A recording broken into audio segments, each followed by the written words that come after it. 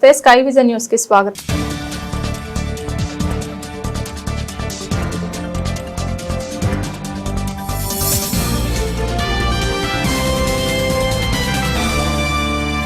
కేంద్రపాలిత ప్రాంతమైన యానాం నియోజకవర్గంలో దర్యాలతిప్ప మున్సిపల్ వార్డు 4 గ్రామాల ప్రజలు సుమారు 133 రోజులుగా తమ న్యాయమైన డిమాండ్ల కోసం శాంతియుత పోరాటం చేస్తుంటే పుదుచ్చేరి మాజీ ముఖ్యమంత్రి నారాయణస్వామి నిరసనకారులను రౌడీలను సంబోధిస్తూ మీడియా సమావేశంలో మాట్లాడడం ఎంతమాత్రం తగదని, దీనిని తీవ్రంగా ఖండిస్తున్నట్లు నిరసనకారులు ఒక ప్రకటనలో ఖండించారు. ఆగస్టు 22వ తారీఖు అర్ధరాత్రి ONGC gas pipe line leakage సంఘటన తమను తీవ్ర ఆందోళనకు గురిచేసిందని, ప్రాణాలను అరచేత పట్టుకొని ఏ రోజు ఏం జరుగుతుందనే భయం గుప్పెట్లో బతుకుతూ తమ డిమాండ్లు నెరవేర్చాలంటూ రాజకీయాలకు అతీతంగా ఆందోళన చేస్తుంటే ఇప్పటి వరకు పట్టించుకోకపోగా పుదుచ్చేరి కాంగ్రెస్ బృందం యానం పర్యటనలో భాగంగా దీక్షా శిబిరం దగ్గరికి రావడంతో ఆందోళనకారులు ఇన్ని రోజులుగా ఆందోళన చేస్తుంటే పట్టించుకోకపోగా ఇప్పుడు గుర్తొచ్చామంటూ ఆగ్రహం వ్యక్తం చేశారు. వారిని రౌడీలుగా సంబోధించడం కాంగ్రెస్ నాయకులు ఎంతమాత్రం తగదని, దీన్ని తీవ్రంగా ఖండిస్తున్నట్లు ఆందోళనకారులు తెలిపారు. అంచేత ఆయన సడన్ గా ఇక్కడికి వచ్చాడు. ఆయన వస్తాడని మనకేం తెలియదే. ఆయన వస్తాడని మనం మీటింగ్ పెట్టమని కొంతమంది అంటున్నారు. ఆయన వస్తాడు అసలు మనకి ఎప్పుడు పెట్టినట్టు తెలియదు. ఒక అరగంట ముందు పోలీసులు వచ్చేసారు ఇక్కడికి ఎక్కువ. ఎప్పుడు రారు కదా పోలీసులు ఎక్కువ వచ్చి ఎందుకు వచ్చారంటే ఇలా ఎంపీ ఇలా వస్తాడు అన్నారు. అప్పుడైతే మనం లెటర్ ఇచ్చాం కదా, మనం అడిగితే లెటర్ ఆయన సంబంధం లేదు. పార్లమెంట్కి వెళ్ళి అడిగారా మీరు అన్నాం. నేను వెళ్ళి అడిగాను అన్నాను, నా దగ్గర అబద్ధం పెడతాడు. ఆయన వెళ్ళలేదని మాకు తెలుసు. ఎందుకంటే రోజు మీడియాలో చూస్తాం కదా, పార్లమెంట్లో ఎవరు మాట్లాడుతున్నారో, బాలయ్య కూడా మాట్లాడుతున్నారు, ఎక్కువ మాట్లాడుతున్నారు, మనం చూస్తాం కదా, చూసాం మేము. ఆయన పార్లమెంట్కి వెళ్ళలేదు, నేను వెళ్ళాను అన్నాడు. ఓకే వెళ్ళాను. వెళ్తే మీరు ఏమి ఇచ్చిన లెటర్ చూపించండి అన్నాడు. లేదండి ఇచ్చే కదా ఉంటుంది, అదే అడిగమంటుంది అంతే. ఇప్పుడు అది అడిగినందుకు ఏకంగా నిన్న మాజీ ముఖ్యమంత్రి ఆయన పేరు నారాయణ స్వామి, ఆయన మన ఈ ధర్నా దగ్గర ఉన్న వాళ్ళందరూ ఇలా రౌడీలు, వీళ్ళందరూ కూడా మల్లాడి కృష్ణారావు అదే Yanam Pondicherry people representative social representative ఆధ్వర్యంలో ఎక్స్ మున్సిపల్ చైర్మన్ కొంతమంది బోండాలు వేసుకుని మా మీద యుద్ధానికి వచ్చాడు.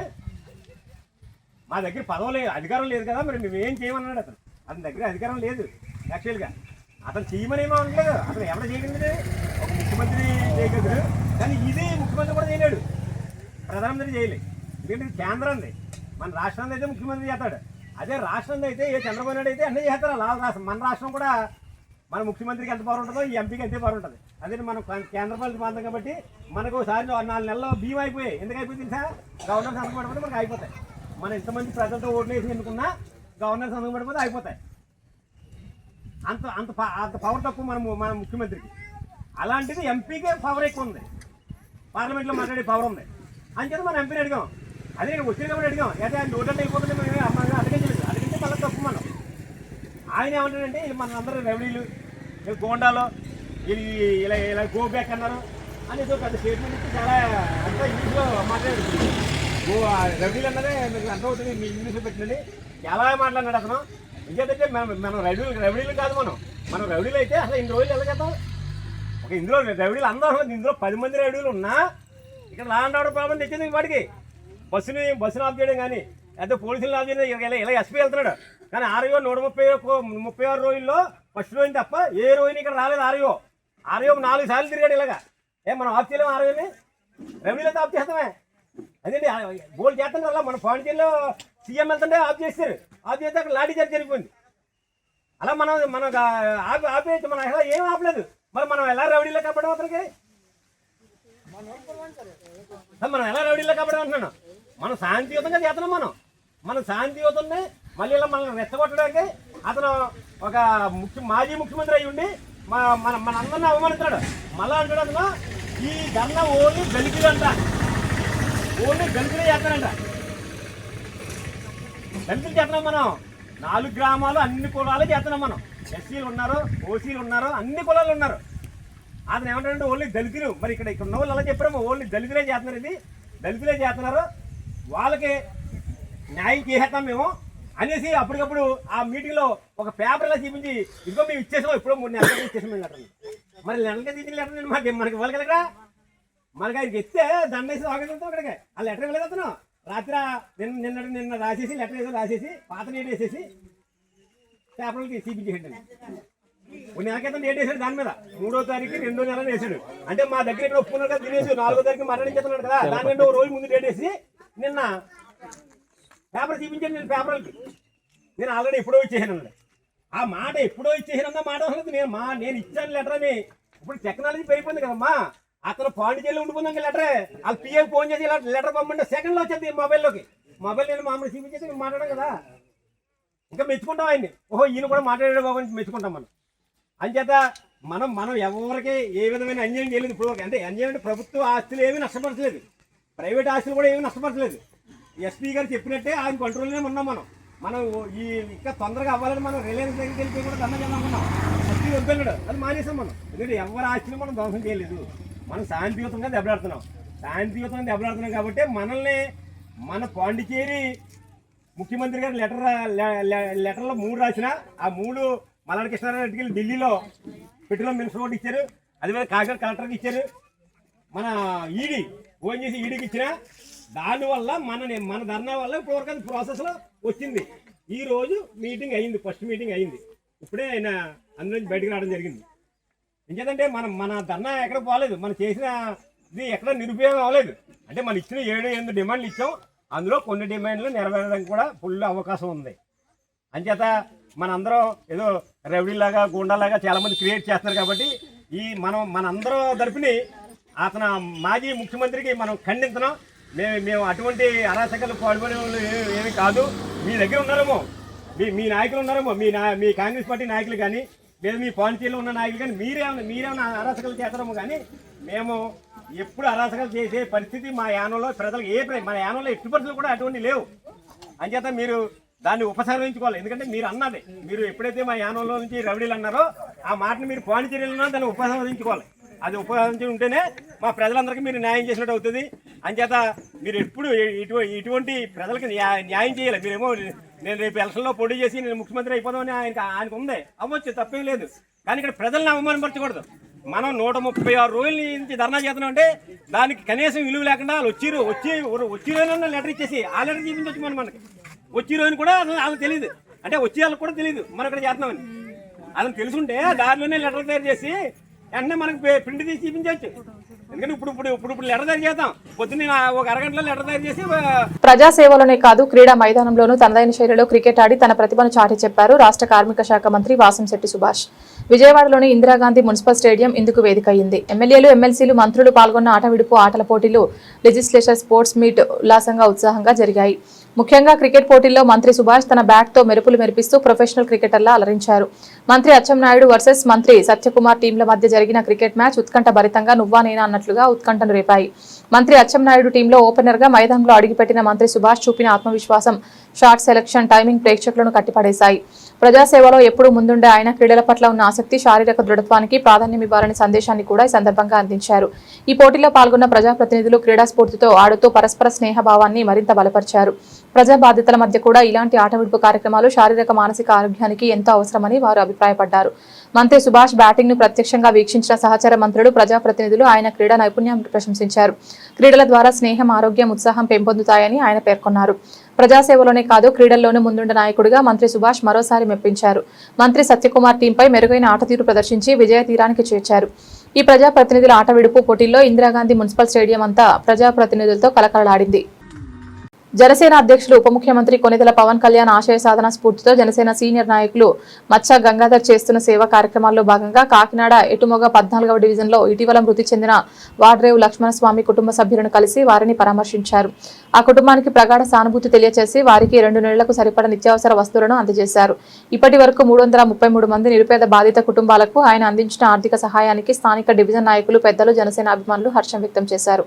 లక్ష్మణస్వామి గారు అకాల మరణం చెందిన కారణంగా ఆ కుటుంబాన్ని పరామర్శించడానికి ఎంజీఆర్ గారు ఈరోజు వారికి 2 నెలలు సరిపడగా వారికి రేషన్ వేయడం జరిగిందండి.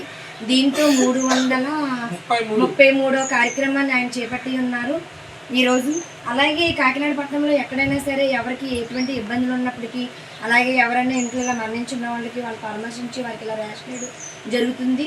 మరి వార్డు సంబంధించిన ప్రతి ఒక్క మహిళలు కానీ, ఇలాగే జనసేన వీరమహిళలు కానీ చాలామంది కూడా ఈ కార్యక్రమంలో పాల్గొనడం జరిగింది. మన అధినేత పవన్ కళ్యాణ్ గారి యొక్క స్ఫూర్తితో ఆయన యొక్క జనసేన పార్టీని బలోపేతం చేయడానికి, ఆయన యొక్క ఆశయాలను ముందు తీసుకెళ్తూ మన ఎంజీఆర్ గారు ఆయన కష్టార్జితంతో ఇటువంటి మంచి కార్యక్రమాలను చేపట్టి ఉంటున్నారు. ఆయన బట్టి మేము చాలా గర్విస్తున్నాము. అదేవిధంగా ఈరోజు మరి జనసేన సభ్యతను కూడా మరి స్టార్ట్ చేసిన ఉద్యమ మెంబర్షిప్ స్టార్ట్ చేశారు. ఆ విషయం కూడా మరి ఎంజీఆర్ గారు గతంలో 842 మెంబర్షిప్లు చేయించారు. ఇప్పుడు కూడా 26 నుంచి ఆ కార్యక్రమం కూడా స్టార్ట్ చేస్తున్నారు. ప్రతి ఒక్కరూ కూడా మరి ఆ మెంబర్షిప్ చేయించుకోవాలని చెప్పేసి ఈ సమయంలో నేను మనవి చేస్తున్నాను. ఇలాంటి కార్యక్రమం మరి ఎన్నో జరిపించాలని చెప్పేసి మనస్ఫూర్తిగా మేము కోరుకుంటున్నాను. ఇంకా జనసేన పార్టీని ఇంకా ముందుకి బలోపేతం చేస్తూ నడిపిస్తూ మన అధినేత పవన్ కళ్యాణ్ ఆశయాలను ఆయన యొక్క ఆలోచనలను మేరకు ఈరోజు ఎంజీఆర్ గారు ఇటువంటి కార్యక్రమంలో చేస్తారు. ఇదే కాదు, చాలామంది పిల్లలు కూడా మరి లేని పరిస్థితిలో ఉండి చదువుకోలేని పరిస్థితిలో ఉన్నప్పుడు కూడా మన ఎంజీఆర్ గారు మరి ముందుకొచ్చి అటువంటి పిల్లలు కూడా చదివిస్తున్నారు. అనారోగ్యంగా ఉన్న వారిని కూడా తమ సొంత హాస్పిటల్లో వాళ్ళ కుమారుడు గారు సొంత హాస్పిటల్లో అనారోగ్యంగా ఉన్న వారికి కూడా మరి ఆయన తీసుకెళ్ళి ఉచితంగా వైద్యం చేయించి మందులు ఇప్పించి అన్నీ చేసుకుంటున్నారు. చాలా మంచి కార్యక్రమం చేస్తున్నారు. జనసేన పార్టీకి బలోపేతం చేయడానికి మన అతను పవన్ కళ్యాణ్ గారి ఆలోచనలతో ఆయన ముందుకు నడుస్తున్నారు. జై జనసేన, జై జనసేన. ఐపోలవరం మండలం మురమల్ల నుండి పశువుల్లంక బైక్పై వెళ్తున్న దంపతులను వెంబడించి మహిళ మెడలోని బంగారు గొలుసును లాక్కెళ్లిన 2 ఆగంతుకులు. వారిని వెంబడించి సలాదివారిపాలెం లంకలో పట్టుకుని పోలీసులకు అప్పగించిన స్థానిక గ్రామస్తులు. బాధిత మహిళ రాజ్యలక్ష్మి ఫిర్యాదుతో కేసు నమోదు చేసి దర్యాప్తు చేపట్టిన పోలీసులు.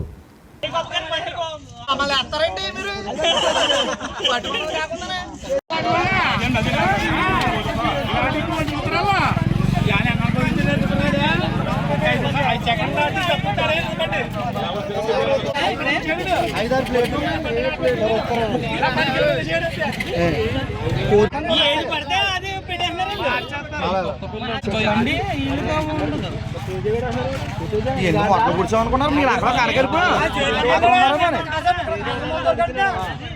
అదే 2 ఓడి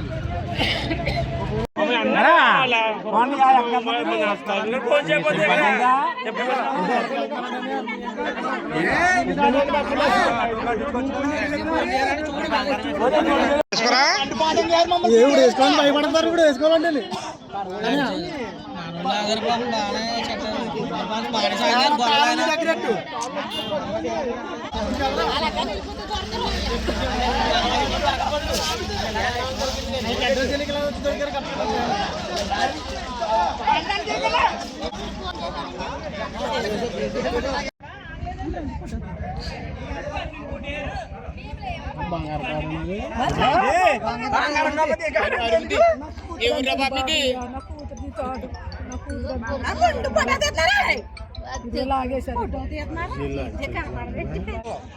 అలాగనుకుంటున్నారా?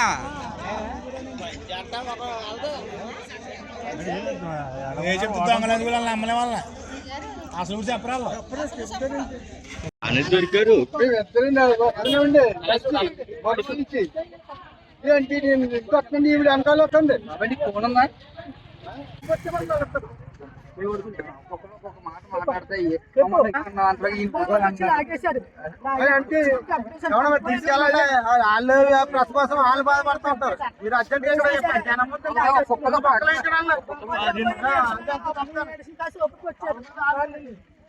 తర్వాత ఈ అబ్బాయి ఏ అంటే వెళ్తాం గెట్టేశాడు.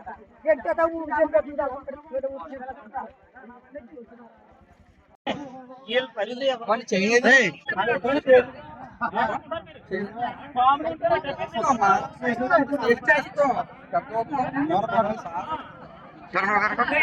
ఒకసారి పక్కన సైన్లో చూపించు.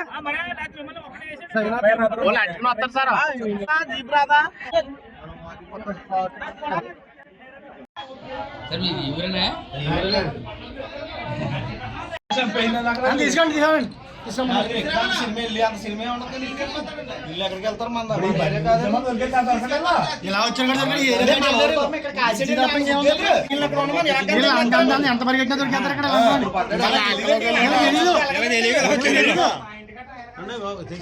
స్టేషన్ తీసుకెళ్తానే అక్కడ ఉన్నా పని స్టార్ట్ చేయండి.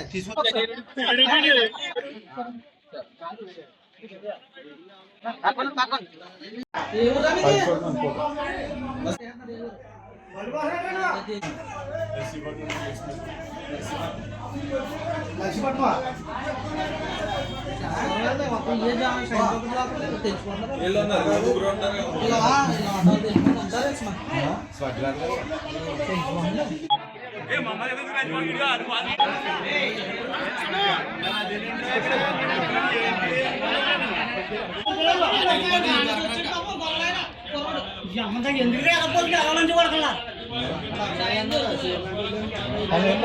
తల అనుకున్నారా మీ తౌరుకొచ్చా వెనకాల మళ్ళీ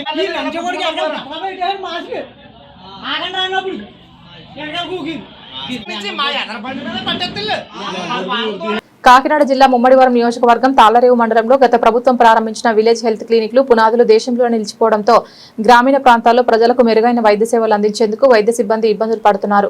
తాళ్లరేవు మండలంలో 17 గ్రామ పంచాయతీల్లో 24 గ్రామీణ వైద్యారోగ్య కేంద్రాలను ఏర్పాటు చేయడానికి మొదలుపెట్టిన భవనాలు పూర్తి కాకపోవడంతో గ్రామాల్లో వైద్యులు వారి సిబ్బంది పనిచేయడానికి సెంటర్ లేక ఉన్న కొన్ని సెంటర్లు శిథిలావస్థలో ఉండడంతో ఏ క్షణం ఏ ప్రమాదం జరుగుతుందో అని భయంతో అద్దె భవనాల్లో ఉండి ప్రజలకు సేవలు అందిస్తున్నారు.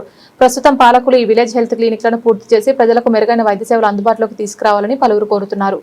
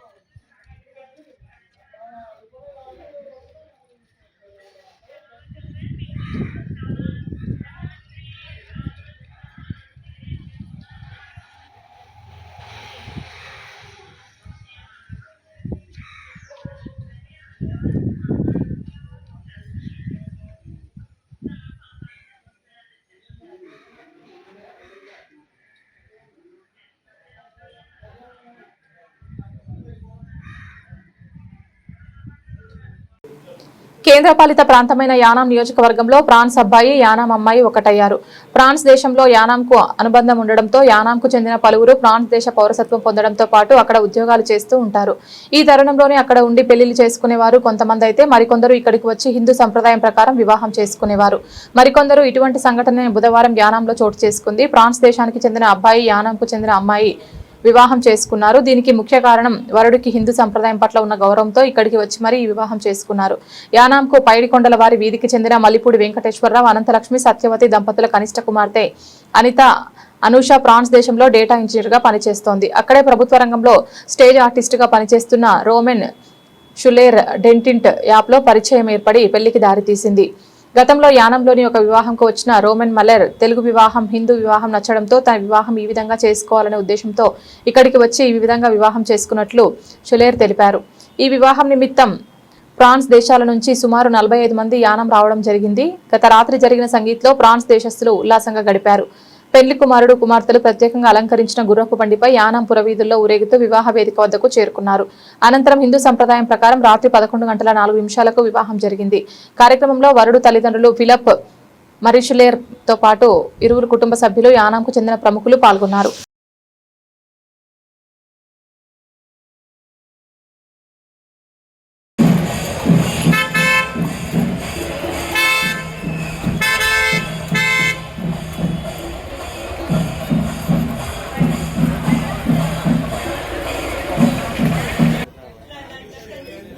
फोटो फोटो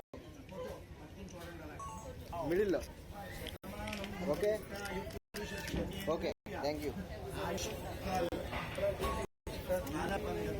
కాళ్ళు బయట పెట్టమనండి ఇలా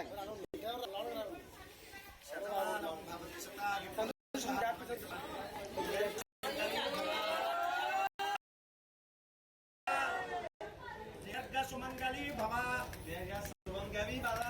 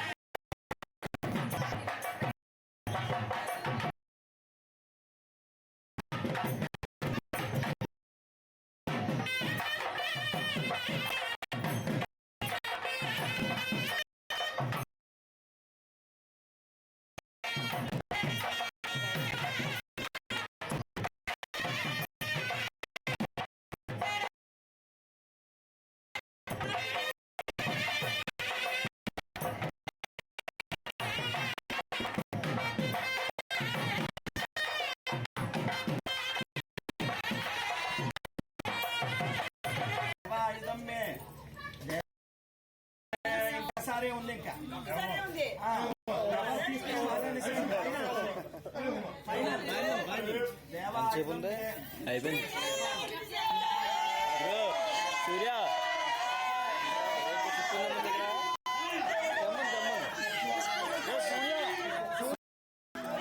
చిప్పుతే బ్యాగ్ లో చిప్పుండగా చిప్పుతే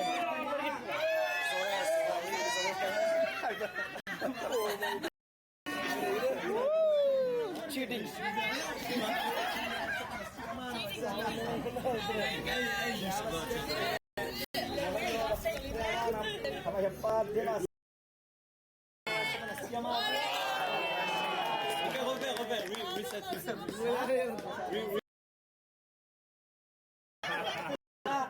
అవి తీసేయమ్మా దేవస్య ఆడపడుచు మరి ఎవరు తెస్తారు ఇక్కడ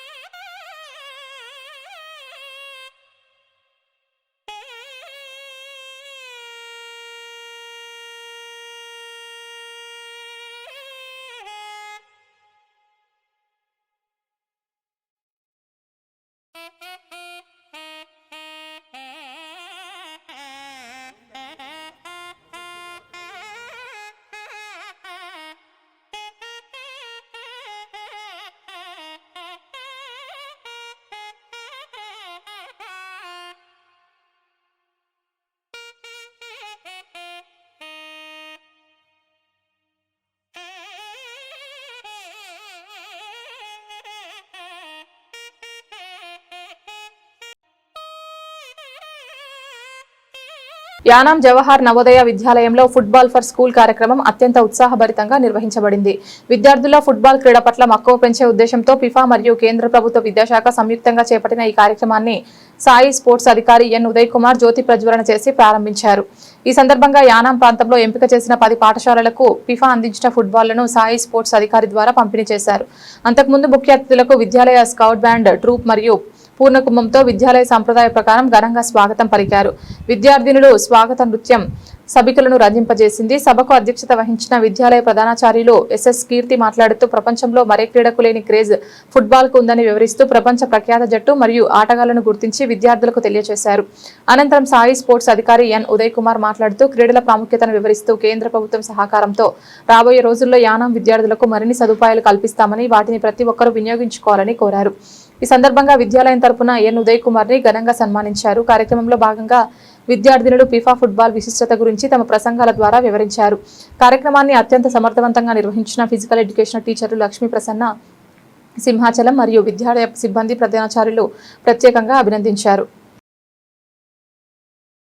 కాకినాడ జిల్లా ముమ్మడివరం నియోజకవర్గం తాళ్లరేవు మండలం పి మల్లవరంలో ధూళిపూడి చందు మాస్టర్ కుటుంబ సభ్యుల ఆధ్వర్యంలో శ్రీ వీరభద్ర స్వామి వారి సంబరం ఘనంగా నిర్వహించారు. పి మల్లవరం పరిసర ప్రాంతాల నుండి భక్తులు చందు మాస్టర్ కుటుంబ సభ్యులు బంధువులు అధిక సంఖ్యలో పాల్గొని స్వామివారి తీర్థప్రసాదాలు స్వీకరించి స్వామివారి ఆశీస్సులు పొందారు. ముందుగా ఆయన నివాసం నుండి కాలువ వరకు స్వామివారి ఊరేగింపు నిర్వహించారు. పుణ్యస్నానాలు ఆచరించి అనంతరం గ్రామ సందర్శన, ప్రముఖ దేవాలయాల్లో ప్రత్యేక పూజలు నిర్వహించి వారి నివాసం వద్ద సంబరం వీరభద్రుని నృత్య ప్రదర్శన పలువురిని ఆకట్టుకుంది.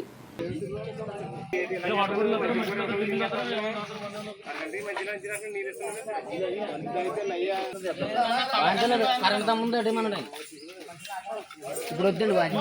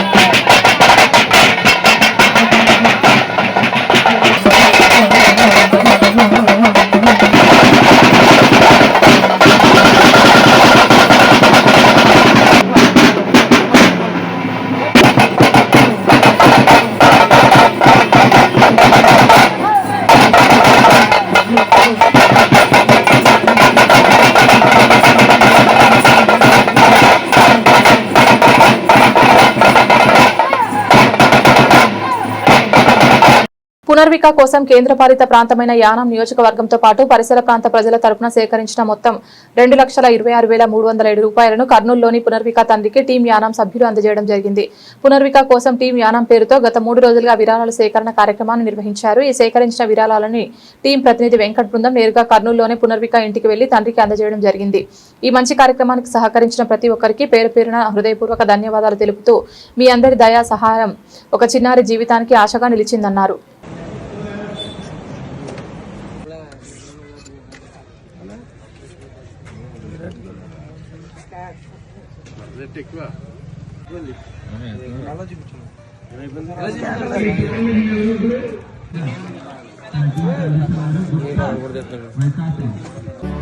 విజయ్ భవ విజయ్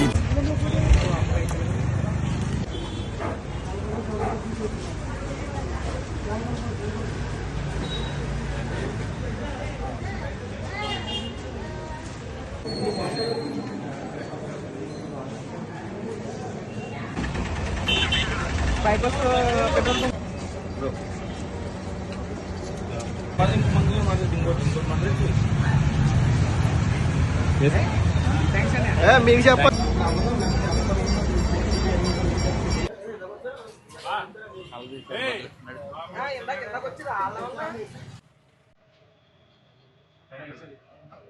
యానం ప్రజలు నిజంగా పునర్విక బతకాలనేసి మీరిచ్చిన ప్రతి ఒక్క రూపాయి మా మీద ఎంత ట్రస్ట్ అయితే ఉంచారో అది అన్న వరకు చేరాలని మేమైతే ఇక్కడ నుంచి అన్న వల్ల నేను హైదరాబాద్ ఉన్నారని హైదరాబాద్ వెళ్ళిపోయాం. నైట్ అయితే బయలుదేరి హైదరాబాద్ లో లేరనేసి మళ్ళీ బయలుదేరి వచ్చారని కర్నూలు వస్తే మళ్ళీ అక్కడ నుంచి కర్నూలు అంటే నిన్న ఈవినింగ్ బయలుదేరాం.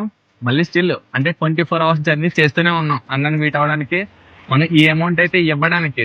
నిజంగా ఆ పాప బతకాలనేసి మీరందరూ ఇచ్చిన చిన్న పిల్లల కాడి నుంచి పెద్ద వాళ్ళ వరకు మీరు ఇచ్చిన ప్రతి ఒక్క రూపాయి కూడా అన్నకైతే ఈ రోజు అయితే చేర్చడం జరుగుతుంది. నిజంగా హ్యాపీగా ఉందన్న. మా వాళ్ళు ఇచ్చిన అమౌంట్ అయితే మేమైతే మీకైతే అందజేయాలనుకుంటున్నాం. సో మా యానం ప్రజల తరపున అలాగే చుట్టుపక్కల ఉన్న వాళ్ళు చేసిన ప్రతి ఒక్కరికి పేరు పైన కృతజ్ఞతలు తెలియజేస్తున్నాం. ఇక అమౌంట్ అయితే అన్నగా అందజేయడం జరుగుతుంది. Thank you so much. Yanam ప్రజలు మొత్తానికి పాప కోసం ఇంతగా పోరాడి ఇంతదాకా తీసుకొచ్చారు. మొత్తం చాలా మంది సపోర్ట్ చేశారు. అందరికి థ్యాంక్ యూ సో మచ్ అండి. ఖచ్చితంగా త్వరలో మనం ట్రీట్మెంట్ చేయించబోతున్నాం. చేయించిన తర్వాత మన ఆరోగ్యం కుదురుపడిన తర్వాత ఖచ్చితంగా నేను ముందు తీసుకొస్తాను. Thank you so much. Yanam మేము ఇంతగా సపోర్ట్ చేసింది థ్యాంక్ యూ సో మచ్ అండి. ఆల్మోస్ట్ 2,26,000 చేంజ్ తీసుకొచ్చారు. థ్యాంక్ యూ సో మచ్ మీకు కూడా. Thank you. చాలా వచ్చినందుకు థ్యాంక్ యూ అన్న. ఇది ఇవాళ బులెటిన్. తిరిగి మరొక బులెటిన్ లో మళ్ళీ కలుద్దాం. అంతవరకు సెలవు. నమస్కారం.